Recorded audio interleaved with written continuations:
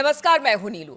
तो हमास देखिए कहीं से भी हथियार छोड़ने को तैयार नहीं हो रहा है। हमास की तरफ से जो वादे किए गए थे, कहा यह जा रहा है कि उस वादे पर वो खरा नहीं उतर रहा है और इजराइल ने भी इस बात को कह दिया है। अब अमेरिका की तरफ से ये एक बयान आया है जिसमें कहा गया है कि अगर हमें हमास को खत्म करना होगा तो बाकी देशों का सहयोग। अब ये बाकी देश कौन है और किस तरह का सहयोग अमेरिका मांग रहा है, आज बातचीत इसी पर होगी। क्योंकि देखिए ये जो आज की बातचीत है वो बहुत महत्वपूर्ण है और ध्यान से सुनिएगा कि क्या कुछ किस देश की क्या भूमिका इस पूरे मामले को लेकर है। मयंक मेरे साथ बातचीत करने के लिए है। मयंक, बात ये हो रही है कि अगर हमास हथियार नहीं छोड़ता है, ट्रंप पहले भी कह चुके हैं, तब हमें कुछ ऐसा करना होगा हमास को खत्म करने के लिए, चाहे खूनी संघर्ष में क्यों ना तब्दील हो जाए। अब इसमें कुछ देश और शामिल होने की बात ट्रंप ने कही है। कौन है ये देश और क्या इसको लेकर खबर देखिए, आई मैं है? सीधा स्ट्रेट टू द पॉइंट आता हूं। जो डोनाल्ड ट्रंप का कल स्टेटमेंट आया है, आप इसको समझने की कोशिश करिए और उसके बाद सवाल ये निकल रहा है, क्या सऊदी अरब हमास के खिलाफ जंग करने जा रहा है? इस बात को नोट करिए। मैं रिपीट करता हूं, क्या सऊदी अरब ने अमेरिका के साथ मिलकर इस तरह का कोई प्लान बनाया है कि अपनी फोर्सेस गजा में भेजी जाए और हमास के खिलाफ जंग की जाए? ये बहुत बड़ी खबर आ रही है। और देखिए इसकी वजह क्या है, ये सवाल क्यों पूछा जा रहा है सोशल मीडिया में? इसकी वजह है डोनाल्ड ट्रंप का एक बयान। आपको पहले इस बयान को समझना पड़ेगा, डोनाल्ड ट्रंप क्या कह रहे हैं।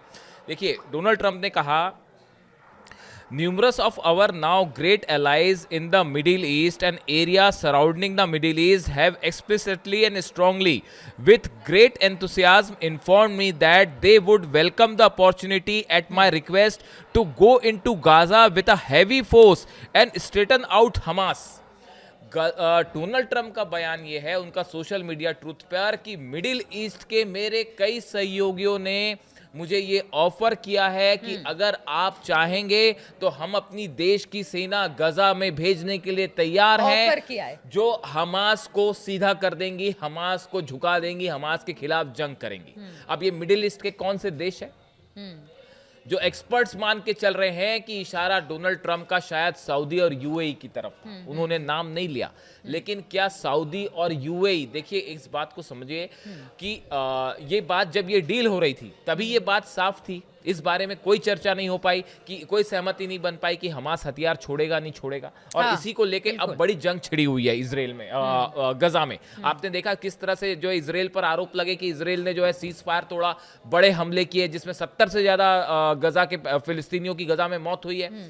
अब आप सोचिए, जब ये प्लान तैयार हुआ, जब ये पीस डील तैयार हुई, तो अमेरिका ने कुछ तो प्लान किया होगा कि भाई अगर हमास सरेंडर नहीं करेगा हथियार, उस सूरत हाल में क्या करना है। हाँ। तो कोई ना कोई बैकअप प्लान तो अमेरिका का होगा। अब देखिए, डोनाल्ड ट्रंप अक्सर अपने बयान दे जाते हैं और वो बयान के मायने फिर क्या निकाले जाते हैं वो आपको समझना पड़ेगा। बिल्कुल। डोनाल्ड ट्रंप ये कह रहे हैं कि मिडिल ईस्ट के मेरे सहयोगियों ने मुझे वादा किया है कि भाई अगर आप रिक्वेस्ट करेंगे तो हम अपनी फोर्स गाजा भेज देंगे और वो हमास को जो है वहां से धकेल देंगी पीछे और उनको वहां से साफ कर देंगी। तो बड़ी ऑब्वियस सी बात है, जो ये अंदाजा लगाया जा रहा है कि ये क्या सऊदी और यूएई जो हैं वो अब हमास के खिलाफ जंग को तैयार हैं।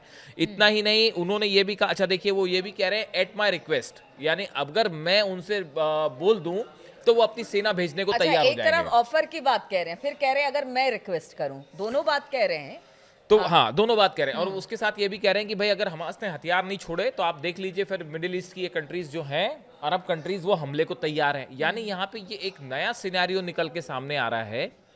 डोनाल्ड ट्रंप ये भी साफ कर रहे हैं कि अमेरिका की फोर्सेस गजा नहीं जाएंगी।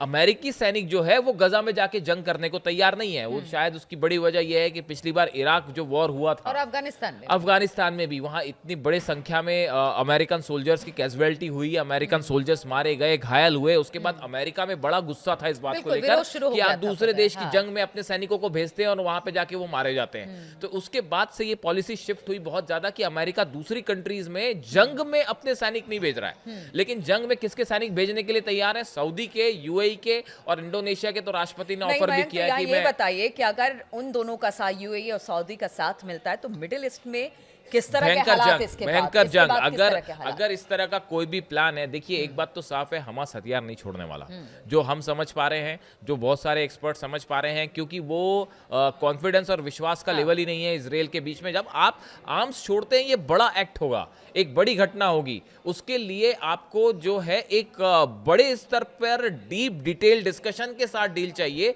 जो पुतिन कह रहे थे पहले दिन से, जो हमास भी कह रहा था, पुतिन भी कह रहे थे इस मतलब ये चीज पूरी की को। पूरी शांति डील जो होती है हवा हवाई। ईरान की तरफ से भी ये बात कही हाँ। गई, विदेश मंत्रालय की तरफ से ईरान की बात कही गई कि पहले हर मुद्दे पे अच्छे से चर्चा करिए, उसके बाद डील करिए, ताकि डील टिकाऊ हो। अब जब हर मुद्दे पे चर्चा ही नहीं हुई, सेकंड फेज पे कोई चर्चा ही नहीं है कि हथियार छोड़ना ही नहीं छोड़ना, एडमिनिस्ट्रेशन कैसे होगा, तो वहां जंग होनी तय थी, जो कि शुरू हो गई, और वो हमले हो रहे हैं। भले आपको ऐसा लगे कि एक दिन हमला होगा, फिर एक दिन सीज फायर, फिर एक दिन हमला, फिर एक सीज फायर, उसको सीज फायर हाँ, नहीं कहते। इस बीच में डोनाल्ड ट्रंप का ये कहना कि अरेबियन कंट्रीज की फोर्स वहां जाने की तैयारी है, ये बड़ा इशारा है।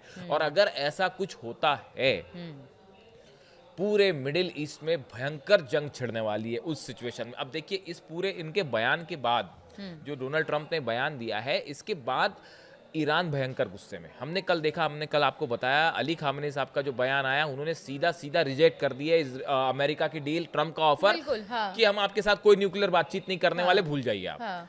और उन्होंने नसीहत दे दी है भाई ट्रंप को कि आप अपना देखिए, आप दूसरे। अब नया जो बयान आया है, वो बयान ये कह रहा है, उसमें अली खामेनी साहब का जो सोशल मीडिया हैंडल है, उस पर जो बयान आया है, उन्होंने सीधा सीधा ट्रंप की कैपेबिलिटी पर सवाल उठा दिया है। और ये इनका आज का नया बयान है, मैं कल की बात नहीं कर रहा हूं। अली खामेनी साहब का नया बयान जो है, आप सोशल मीडिया पे जाके उनके चेक कर लीजिए, उस पे बयान है। देखिए, in statement on X, Khamenei raise doubts over the US leader's capability, saying if he is capable, Trump should curb the resistance brewing against him in America. उन्होंने कहा है, ये अमेरिका में जो नो किंग प्रोटेस्ट हो रहा है, और जिसमें करोड़ों लोग सड़कों पर आ गए हैं, जो ट्रंप के खिलाफ विरोध कर रहे हैं, कह रहे हैं भैया अगर आपको संभालना है, आप अपना देश संभालिए, आप दूसरे देशों में इंटरफियर क्यों कर रहे हैं। ये कहना है अली खामेनी साहब का। देखिए, उन्होंने कहा, According to the report, 7 million people are chanting slogans against the individual in different states across America. Individual का कहने का मतलब है Trump. If you are that capable, calm them down and send them back to their resistance. अगर आप वाकई सक्षम नेता हैं, तो आप अमेरिका के अपने लोगों को शांत करिए और उनको उनके घर वापस भेज दीजिए। And don't interfere in the affairs of other countries. और दूसरे देशों में आप हस्तक्षेप करना छोड़ दीजिए, ईरान में हस्तक्षेप करना छोड़ दीजिए, आप अपने अमेरिका को संभालिए। ये कहना है अली खामेनी साहब का, जो उन्होंने लिखा है। और he also shared the snapshot from no king protest around the different states. America में जो अलग अलग प्रोटेस्ट हो रहे हैं, नो किंग प्रोटेस्ट जो ट्रंप के खिलाफ हो रहे हैं, उसकी फोटो भी अली खामेनी साहब ने शेयर की है। देखिए, 2700 से ज्यादा जगहों पर जो है अमेरिका में ये प्रोटेस्ट हुआ है, और जिसमें जो है आप देख लीजिए, कोई शहर ऐसा नहीं बचा। Washington DC, San Francisco, San Diego, Atlanta, New York city, Texas, Honolulu, Boston, Missouri, Montana, Chicago, New Orleans, बोलते बोलते मैं थक जाऊंगा। पूरे अमेरिका में बिल्कुल लाखों लोग सड़कों पे थे, करोड़ों लोग सड़कों पे थे, और ट्रंप की नीतियों का विरोध कर रहे हैं। क्या नीतियों का विरोध कर रहे हैं? अमेरिका में शटडाउन, पूरी वहां पे मशीनरी ठप है, टैरिफ को लेकर जो नियम, जिस तरह का उसने वॉर छेड़ रखा, जिस तरह के फैसले बैक जाते हैं, फिर उस फैसले पर किसानों को बड़ा जबरदस्त नुकसान हो रहा है टैरिफ के चलते। तो डोनाल्ड ट्रंप के जो फैसले हैं, देखिए अभी आए, उन्होंने सत्ता में आए, ज्यादा टाइम नहीं हुआ, जनवरी फरवरी में सत्ता में आए, और अभी बहुत कम समय में देखिए वहां ये कहा जा रहा है कि 1977 1776 1776 में जब से आजाद हुआ अमेरिका, उसके बाद से वहां पे कोई किंग नहीं रहा। तो अमेरिकन का कहना है कि आप इस तरह से बिहेव मत करिए जैसे कोई किंग प्रोटेस्ट, कोई बिग किंग जो है वो बिहेव कर रहा है। इसको लेकर वहां पे जबरदस्त प्रोटेस्ट हो रहा है, और इसी को लेके अली खामेनी साहब ने जो है सीधा संदेश दिया है कि भैया आप अपना अमेरिका संभालिए, आप हमारे में इंटरफियर ना करिए। और जहां तक ये सऊदी वाली बात है, देखिए ये बहुत गंभीर मामला है। अगर वाकई ऐसा है कि कोई बैकअप प्लान था इस तरह का, या है भी, अगर मान लीजिए हमारा सरेंडर नहीं करेगा तो क्या होगा? क्या इजराइल जो है वो अकेले उसको हैंडल कर लेगा मैटर को? और अगर इतना बड़ा वहां पे जिनोसाइड होगा तो क्या ईरान उसमें इंटरफेयर नहीं करेगा? ईरान ने ऑलरेडी अपनी 2 मिसाइल्स का जो वीडियो जारी किया, वो सीधा संदेश माना गया इजराइल का, वो कद्र और इमाद जो 2 मिसाइल्स आपस में ही लड़ाने की बात हो गई। अब मिडिल ईस्ट में हलचल मतलब इसके बाद बढ़ जाएगी, और आपस में ही इस बयान के ऐसा बाद से होता है, अगर कोई ऐसी सिचुएशन बनती है कि सऊदी अरब अपनी फोर्सेस भेजता है ट्रंप के कहने में, अगर ऐसा होता है जो ट्रंप इशारा कर रहे हैं, तो आप देखिए मिडिल ईस्ट में एक बार फिर ईरान वर्सेस ऑल होने वाला है और ईरान की तरफ से बड़ी जंग की शुरुआत हो सकती है अगर इस तरह से अरेबियन कंट्रीज ही अपनी फोर्सेस भेजती हैं या इस तरह की कोई बात होती है गजा में, तो हालात बिगड़ सकते हैं और मिडिल ईस्ट में नई जंग हो सकती है। बिल्कुल हालात बिगड़ सकते हैं। अब ट्रंप यूएई और सऊदी अरब को हमास के खात्मे के लिए रिक्वेस्ट कर रहे हैं, ऑफर दे रहे हैं, बहुत सारी बातें हैं। ये चीजें कहां जाएंगी, किस तरह से इसको लेकर रिएक्शन सामने आएगा, इस पर लगातार हमारी नजर बनी रहेगी। आप बने रहिए हमारे साथ।